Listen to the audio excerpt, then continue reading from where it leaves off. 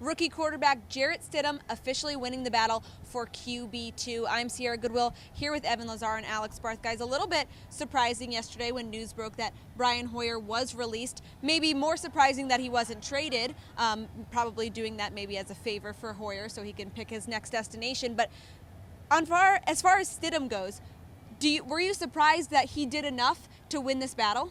A little bit, but I think that he closed the gap just enough to make them comfortable with this.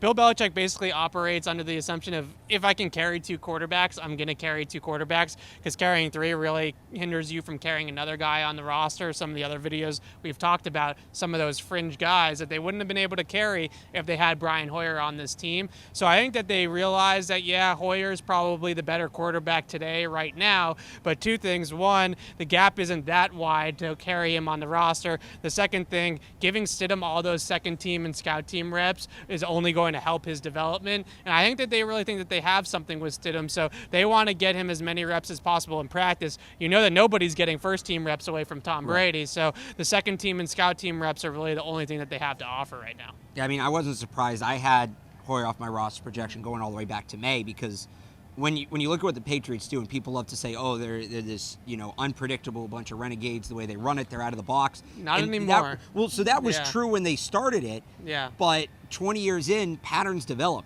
And if you look at the patterns outside of extenuating circumstances, such as Brady's suspension, Bill Belichick doesn't really carry three quarterbacks, and they weren't going to cut a fourth-round pick.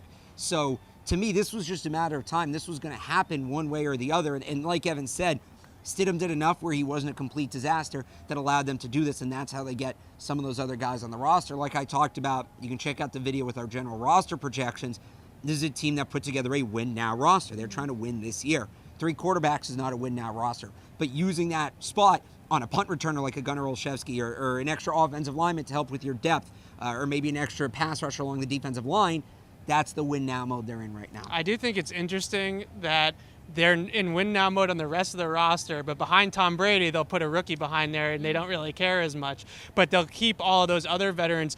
The Patriots were the oldest team in the history to win the Super Bowl last year. They are older this year, so they're going to top that team from last year. They're over 20 and a half years old on average, because all those guys like Tom Brady, Devin McCourty, Julian Edelman, they're all a year older. But at the same time, you could argue the Patriots are a better team now than they were last year, too. Oh, no, I'm not saying it's necessarily a bad thing. Right. I'm just saying it's funny how that works. They're willing to go with a rookie behind Brady, but at all the other spots, they want veterans, right? At safety, you got three veteran safeties. At linebacker, like John Simon, does John Simon need to be on this team over Chase? When you have Chase Winovich, what kind of waiting in the wings? They say yes. So they go veterans everywhere else besides quarterback. Trying to get that average age down. Yeah.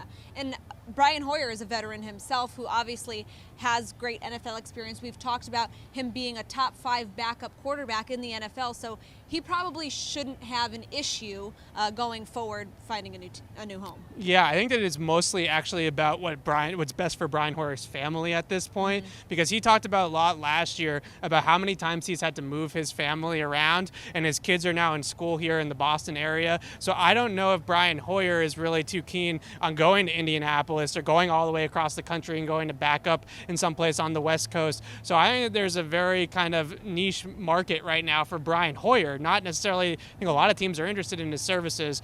I think that the other thing that's in play that Bill Belichick kind of left the door open this morning on his conference call is that the Patriots do only have two quarterbacks. One of those guys goes down. I don't want to say the big one because that's going to, knock on wood. One of those guys goes down. They're going to need another quarterback, to back up again. So I do think that Brian Hoyer is kind of on speed dial for Bill Belichick here going forward. And I will just say, because I got like 10 tweets about this morning, Brian Hoyer cannot go on the practice squad. He does not have eligibility. So just to clear that up, Brian Hoyer not eligible for the practice squad. If he's coming back, and we'll talk about that in another video, CLNSmedia.com.